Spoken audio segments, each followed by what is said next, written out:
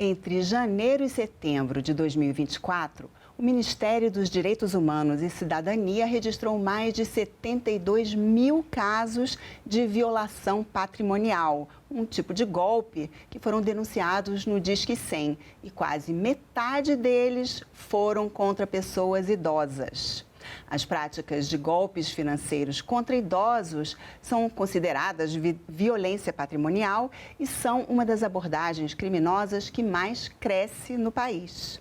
Nosso convidado hoje é o advogado José Elias Gabriel Neto e nós vamos conversar sobre os golpes contra os idosos. Olá, José Elias, seja bem-vindo. Muito obrigada por voltar aqui mais uma vez ao Cidadania. Eu que agradeço, Roberta. Sempre muito bom estar aqui com vocês, em especial com você. Muito obrigada.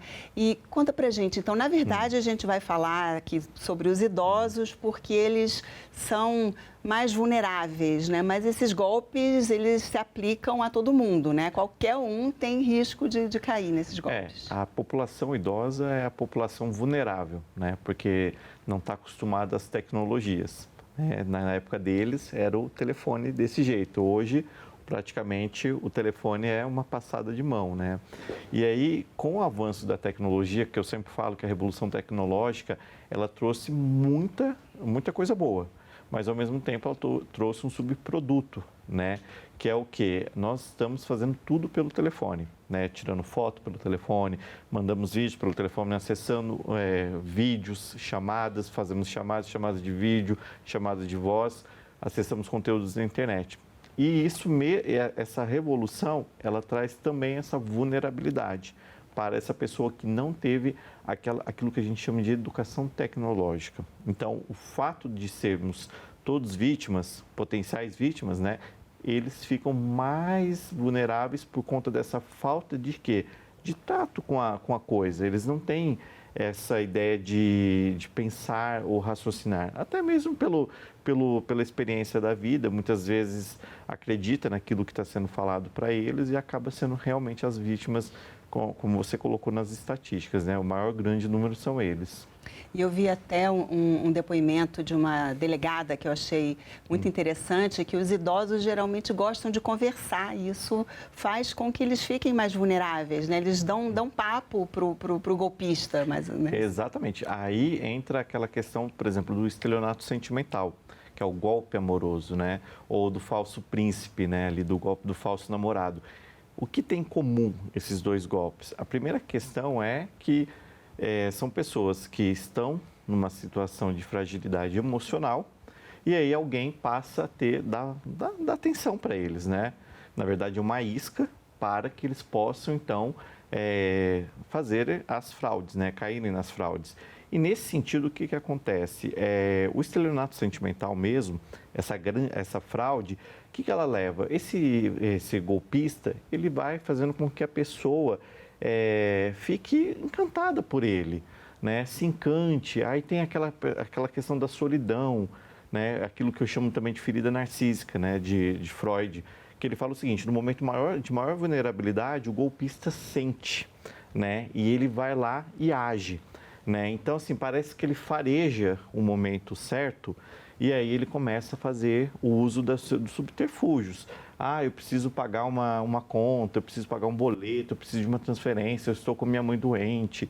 E isso faz com que a pessoa fique vulnerável e acabe ajudando. Na mesma coisa, passa pelo golpe do falso namorado, que são perfis falsos que os golpistas fazem com fotos de pessoas que como se estivessem no estrangeiro, falsos diplomatas ou qualquer outra profissão, né? E aí ele começa a trabalhar a ideia de falar que ele é um namorado daquela vítima.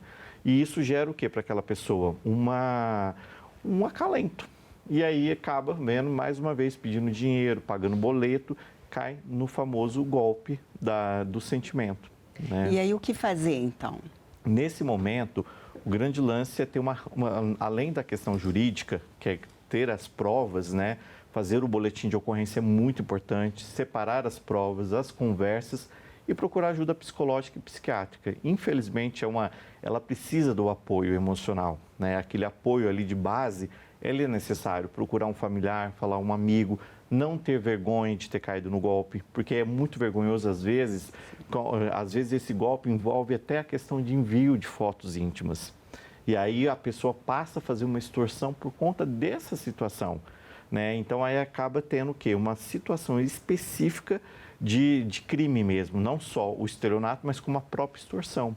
Então é por isso que a gente tem que procurar fazer um boletim de ocorrência, procurar ajuda jurídica e, sobretudo, a questão da ajuda psicológica. Isso aí isso pelo menos atenuaria aqueles envios, remessas de dinheiro, pagamento de boletos e tudo mais.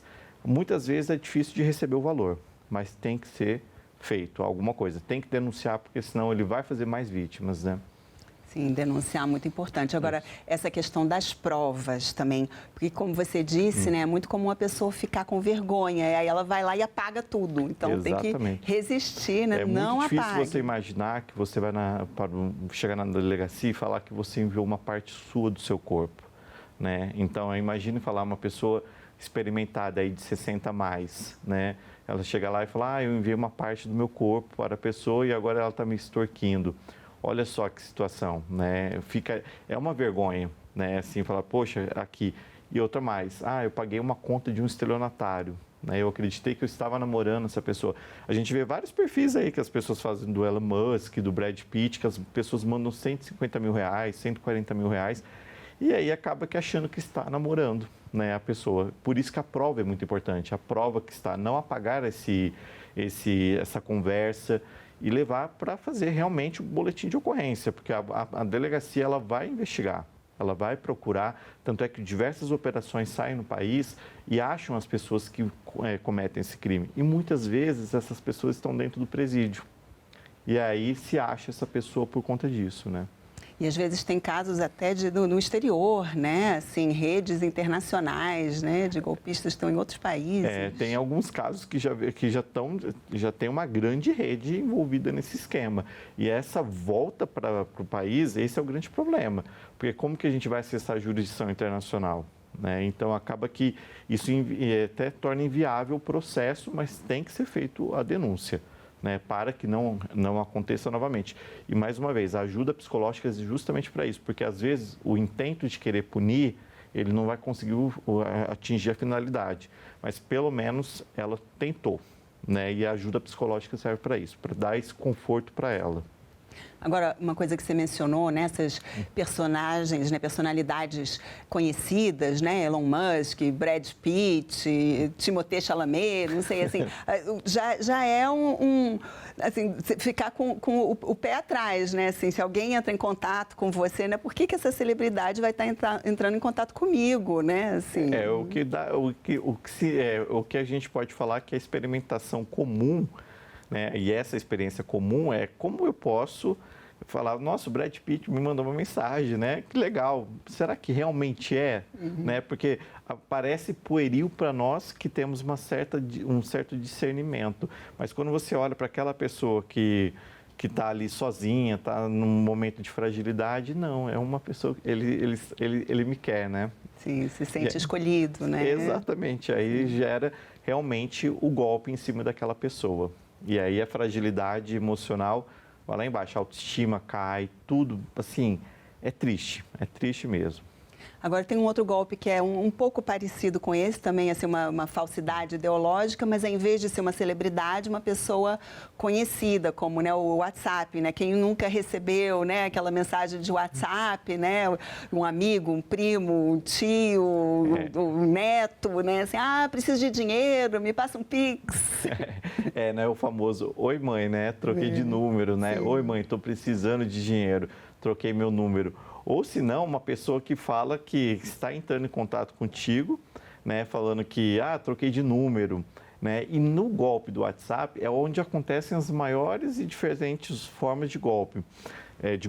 Uma delas é, por exemplo, o envio, por exemplo, quando entra em contato contigo, o pessoal de uma agência de energia, ou uma loja que você foi lá falar, você tem um boleto em atraso. Recentemente, eu tenho um cadastro no meu escritório que eu emito nota fiscal. Eu já havia renovado e essa pessoa, não sei como que esse golpista soube, mas ela entrou em contato comigo me mandando o mesmo boleto que eu paguei. Então é o seguinte, esse envio do boleto pelo WhatsApp, ele trabalha em cima também dos golpes, né? Então, assim, não é só o seu rosto que aparece ali, é uma loja que você procura, é uma falsa agência de cobrança, um falso boleto. Isso vem. E quando você faz essa transferência, esse é o grande problema. Porque na estrutura de reparação dos danos materiais que decorrem disso, a depender do como você fez a transferência, o banco não vai te indenizar. E aí o judiciário muitas vezes também não lhe dá uma resposta satisfatória. Por exemplo, o falso boleto, o judiciário tem é muito conservador e não dá o direito muitas vezes. Por quê? Porque é possível ver, a partir do momento que você vai pagar aquele boleto, o sacador, né? Tem que ver se é realmente o mesmo emissor. E as pessoas não se atentam a isso, porque o logo, o nome da instituição, ela vai ser igual, vai ser realmente verossímil. O que muda é quando for olhar o sacado, aquela pessoa que você está pagando. Se aparecer um nome distinto, aí realmente é um golpe que você está sofrendo. Então, o que acontece? E muitas vezes pode ser até próximo daquilo que você está pagando, né? Por exemplo, um nome muito próximo, mas mesmo assim você confere. E detalhe, antes de fazer qualquer pagamento, é importante que entre em contato com a instituição, com a empresa que fornece energia, plano de saúde, que seja, para conferir se está acontecendo isso de fato, entendeu? Se está devendo. Por exemplo, muitas vezes eles entram em contato falando, sua conta de energia está em atraso. Desliga o telefone, entre em contato diretamente com a empresa ou com o banco para falar, olha, é para pagar esse boleto, vocês me enviaram esse boleto mesmo, como é que é? Isso aí pelo menos permite que você tenha uma segurança na hora de fazer o pagamento. Porque o golpe do WhatsApp, ele tem uma grande questão, ele vai te deixar um rastro, né? Vai te deixar um mínimo de prova, mas na questão do falso boleto, quando você vai cobrar do banco respectivo, porque há uma falha de segurança e uma falha de qualidade. Só que dentro da questão da falha de segurança, não entra esse dever de indenizar do banco, porque não está dentro do desdobramento que a gente chama, do fortuito interno. Então, muitas vezes o banco não vai ser obrigado a ressarcir, porque você deu causa, né? Você foi lá e voluntariamente pagou, você voluntariamente apertou a senha. Então, isso é muito complicado. Por quê? Porque o que acontece? A pessoa leva duplo prejuízo, porque ela vai tentar receber do banco e não vai receber e vai ter pago para alguém que não seja aquela pessoa respectiva. Por isso que toda vez que alguém está em contato contigo no WhatsApp, se for familiar, desliga, bloqueia aquele telefone, entre em contato direto com o familiar.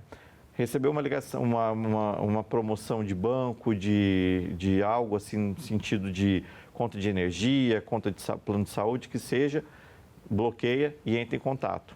Muito provavelmente isso vai ser um golpe. E quando chegam esses boletos, assim, que tem, né, assim, o seu nome, seu endereço, às vezes até, né, como você falou, repetindo um boleto que você paga normalmente, sei lá, uma mensalidade escolar, digamos que alguém paga do neto, alguma coisa, será que é interessante, então, aquelas maquininhas que rasgam os dados, né, não jogar no lixo nada que tem seu nome, isso adianta? Não, isso aí não adianta hoje, porque o que acontece? A despeito da Lei Geral de Proteção de Dados, hoje nossos dados estão divulgados em todas as plataformas. Dark Web é um lugar que existe todos os nossos dados, os seus, os meus, dos nossos telespectadores, de quem quiser estar lá, entendeu? Não adianta só rasgar o que tem, né? Porque muitas vezes esse mesmo cadastro, você deixou um cadastro, por exemplo, na farmácia, essa farmácia foi lá e revendeu a sua informação. Então, o que acontece? Hoje não é só papel. Hoje, a gente tem uma tecnologia que está muito avançado a ponto de ter acesso às suas informações. Deveria ser proibido, porque é o que a Lei Geral de Proteção de Dados fala, que não pode ter essa divulgação. Mas basta ver que você nunca entrou em contato com determinado lugar e, de repente, você recebe uma ligação. Você nunca teve conta, por exemplo, numa operadora de cartão de crédito e ela te liga falando que o seu cartão te oferecendo, né? Todo dia você recebe uma ligação, liga e desliga, ou liga e faz uma propaganda, né? E com relação, por exemplo, ao CPF, né? Tem gente, inclusive, né, idosos que a gente está falando, que às vezes perguntam, né? Quer botar o número do CPF? Não, eu não dou meu CPF para ninguém. já tá aí, né? Não adianta, né? Não adianta, não vai fazer modificação, porque o que acontece, né? Talvez não vá ganhar desconto no imposto devido, né? Mas, infelizmente, nossos dados... Todo mundo já conhece. Todo mundo já conhece. Infelizmente, se eu falar para você que não passar o CPF e adiantasse, eu seria o primeiro a fazer essa divulgação. Mas, pelo contrário, os dados estão, assim, à disponibilidade. Seja numa comprinha, até no simples implemento, uma compra de materiais de construção, né? E essa ligação do banco que você citou, que a gente recebe, né, várias, todos os dias, tanto do nosso banco, de outros bancos que a gente nunca teve conta e também, né, vão dizer, tem um débito na sua conta. Tem como escapar disso? Esse caso aí é o golpe da falsa agência te ligando. Incrivelmente, pode parecer o mesmo número do seu banco ou pelo menos similar. Esse sim tem uma discussão jurídica interessante. Por quê? Porque ele está sim da linha dentro do dever de qualidade e de segurança do banco. O banco consegue, nesse ponto aí, o banco tem como bloquear. Por quê? Primeiro, tem muito a ver com o seu perfil de consumo. Se você é uma pessoa que compra muito no débito, se alguém te ligar falando que comprou no cartão de crédito, obviamente você vai falar, não é o meu tipo de consumo.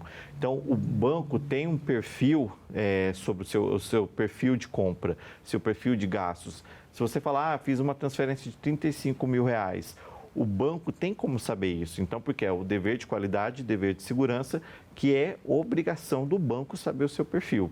Então, quando uma pessoa falsa te liga falando que fez uma compra, na verdade não é o banco, entendeu?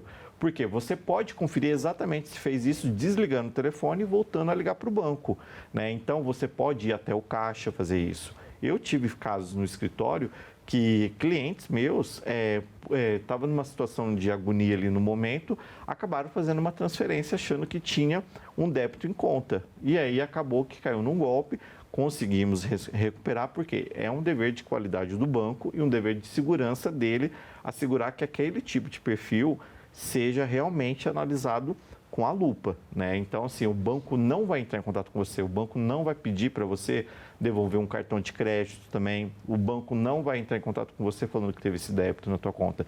Se entrar em contato, desliga o telefone e volta a ligar para o banco para saber se de fato existe essa conta feita, né? Confere ali lá no extrato, né? Tem vários mecanismos, mas o principal desliga esse telefone, porque se você digitar seu CPF, digitar sua senha, lá do outro lado da linha tem alguém anotando essa senha. E aí sim vai ter prejuízo maior do que você imagina. E aí, mais uma vez, né, assim, você que digitou, você que passou, então... Esse ainda tem uma discussão que está dentro da responsabilidade do banco na questão de dados do banco, que é o dever de segurança do banco analisar o seu perfil de conta. Entendeu? Por exemplo, a Roberta compra vários itens no cartão de crédito e, de repente, houve um débito muito grande. Esse perfil seu não é condizente com aquilo que o banco já tem de panorama. O banco hoje é capaz de traçar o perfil de compra. Então, é o seguinte, se ele te ligar falando, você fez débito, por exemplo, de R$5 mil, você nunca gastou um débito de R$5 mil, se houver realmente essa transferência, o banco é obrigado a te indenizar. Agora, se você entender que não foi você, desligue e liga para o banco. É essa a questão. E faça o boletim de ocorrência e se eventualmente tiver feito alguma transferência de fato, procure assessoria jurídica, porque aí sim cabe um ingresso em juízo e realmente recebe. Então, né, mais uma vez, faz o boletim de ocorrência, vai procurar, né, as instâncias e lembre-se sempre, o banco ele tem um dever responde objetivamente quando ele está dentro da linha de atuação do banco, dentro das atividades financeiras deles. Aquilo que for externo ele não paga, mas aquilo que está dentro da linha, por exemplo, transações fora do comum, ele consegue bloquear, CPFs de golpistas ele consegue já bloquear. Ele consegue fazer o seu perfil que você impeça a conta.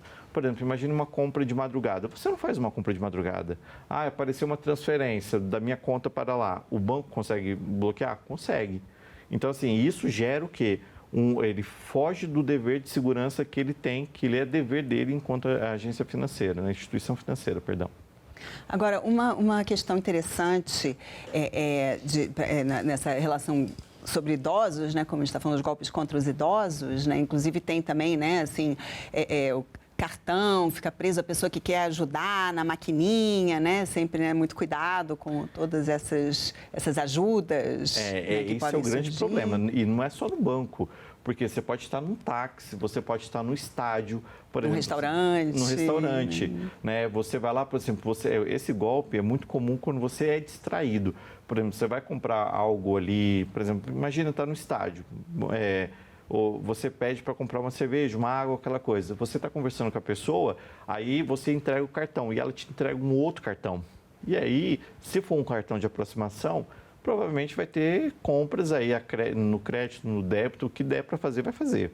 Então, esse é o grande problema. Você não pode aceitar a ajuda de estranhos. Lógico, da sua família você aceita, tudo mais, mas esse aí da troca de cartão, ele é complexo. E isso volta na pergunta anterior. Se você trocou o cartão e houve compras fora do seu padrão de consumo, o banco também consegue bloquear a conta. Então, o que acontece? Aí sim também há um dever de responsabilidade do banco. Por quê? Porque ele consegue bloquear aquilo que não está no seu perfil. Aí, mais uma vez, boletim de ocorrência e assessoria jurídica para reaver o valor. E se for, que às vezes nem precisa ter o cartão físico, né? Você pode fazer pelo celular, o Pix ou o cartão digital, né? Você está seja no estádio, num restaurante, às vezes o idoso, como é que é? Onde é que é mesmo? Pede ajuda, aceita ajuda, né? Do vendedor. O golpe do Pix, hoje, ele é muito complexo, porque o que acontece? O golpe do Pix, você acaba fazendo uma transferência também voluntária do seu valor para a conta de uma outra pessoa. Né? Acontece que nesse ponto, por exemplo, a pessoa entra em contato com você falando o seguinte: olha, eu te fiz um depósito, né? Devolva para mim o Pix. Só que quando essa pessoa pede o Pix de volta, na verdade ela pode fazer um estorno chamado MED, né? Uma sigla do Banco Central, que ele pega de volta o valor para ele, e aí quando ele entra em contato com você, você devolve para a conta dele e ele recebe 2 vezes. Ele pega de volta o valor e recebeu o seu valor. Então, esse caso também, quando alguém está em contato com você pedindo a devolução de Pix, não devolva. Ou, se for para devolver, devolva para a conta que te mandou. Só devolver, não mande para uma conta de terceiro. Por isso que se João entrou em contato com você e você, na hora de transferir o valor que está na conta, está escrito José, não faça. E lembrando que ele tem possibilidade de fazer o estorno para a própria conta. Então, se ele quiser, inclusive se ele achar que ele está lesado, que ele procure as autoridades também. E às vezes nem é um depósito, né? É um agendamento, o dinheiro aparece lá, mas ainda não entrou, né? Aí você devolve e... Teve um caso interessante, que eu não me lembro, recordo onde, qual cidade, que tinha uma mulher que comeu várias pizzas, né, numa pizzaria, e toda hora ela mandava o agendamento do Pix. E aí eles não perceberam. Depois de um tempo foram ver que ela realmente estava mandando um agendamento de Pix. Aí, salvo engano, eles mandaram para ela uma pizza sem recheio, falando: cadê o Pix? Acontece, né? Agora, e lembrando assim que no caso dos idosos, né, assim, se eles forem na agência presencialmente, eles têm prioridade, né? Então também, né, em caso de dúvida, sempre é melhor um atendimento presencial. O que eu sempre falo para o idoso, tem 3 formas de serem feitas as questões aí. A primeira questão é se dirigir à agência de conta, porque aí pelo menos o gerente vai dar essa instrução, a assessoria jurídica e a própria delegacia. Né? Delegacia de Defesa do Idoso, o Ministério Público tem uma curatela específica também. Então é o seguinte, ele não está sem proteção, ele tem como reaver isso.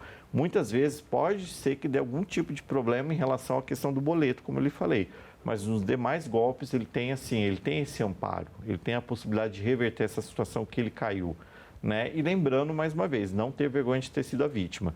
Porque, como eu falo, é muito difícil para o idoso, no alto da sua idade, da sua experiência de vida, ser vítima de algo assim tão banal, que para ele, na hora que quem olha de fora fala: nossa, é tão banal, mas para ele é ali, né? Acolher, né? Esse é um verbo necessário para essa população, né, também. E não ter vergonha, né? Que às vezes Não. assim, ele pensa assim: nossa, né? Não vou contar para ninguém, né? Vão achar que eu tô ficando gaga, tô caducando. Exatamente, assim, porque o grande lance é como a gente vai ser julgado pelas pessoas e pelos nossos parentes. Por isso que eu falo, toda vez que alguma pessoa idosa fizer isso, entre em contato com o familiar e o familiar acolha. E lembra, não ter vergonha, né? Não ter vergonha de ser a vítima, porque aquilo ali serve para pelo menos não fazer de novo. Né? Isso é muito importante. E lembre-se, registrar a ocorrência ela é muito importante, porque é o mínimo de prova que a gente tem que ter enquanto advogado para que possa acionar a justiça. Né? Porque isso sim vai garantir o êxito também da demanda. Não apagar as mensagens, né? Não deixar pelo menos o rastro, né? Para a gente poder trabalhar em cima dessa demanda. Porque, de fato, a jurisprudência, a lei, há mecanismos para tanto. Né? Mas tem que ter o mínimo de prova. Lembrando que o banco, as agências e tudo mais, há a questão da inversão do ônus da prova. Muitas vezes cabe ao banco falar que aquela operação foi lícita. E aí isso facilita o acesso a nós, enquanto vítimas desses golpes, né? De fazer com que o banco prove que realmente foi lícito, quando na verdade é ilícito, né? O fato. Tá certo, então. José Elias, muito obrigada mais uma vez pela sua participação. Eu que agradeço, fico muito feliz de estar aqui com vocês e sempre à disposição. E eu agradeço também a você que nos assiste. Esse programa já está disponível no site da TV Senado e também no nosso canal no YouTube. Mais uma vez, obrigada pela atenção e até o próximo Cidadania.